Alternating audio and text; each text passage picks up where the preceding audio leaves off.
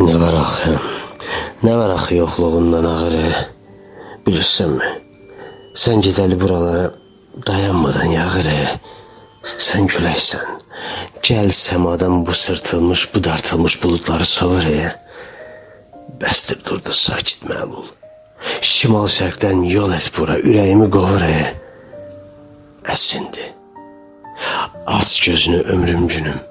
Bitti daha qaranlıqlar, sabahdı. Bir bax, hamı qarışdırıb. Yoxsunu o yaxdı. Yadındadır, sənə qurban demişdim nəfəsimi o vaxtı.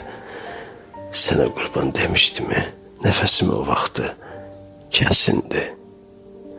Ay ürəkdə hərarətim, gül qoxulu təravətim, dilindəki dualarım, sətrimdəki hecalarım, qulağıma sırğalanmış o kəlmeyi şəhadətim, səsindi. Buyur, bu da saxladığım qərib səmiş nərgiz gülü, dağ köksünə.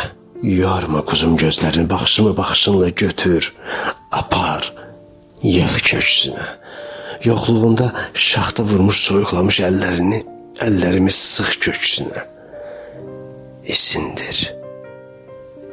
Nə biləsən səndən sonra itirmişəm özümü də. Hərdən mənəm, hərdən sənəm. Ağır olar məni sevmək, yaz gülüşlüm. Yük olar daş ağırda dərdim sənə. Yük olar daş ağırda dərdim sənə. Ay ömrümü kirli paslı, yer yığışsız istəyənim. Ən yaxşısı ürəyimi verdim sənə, bəssindir.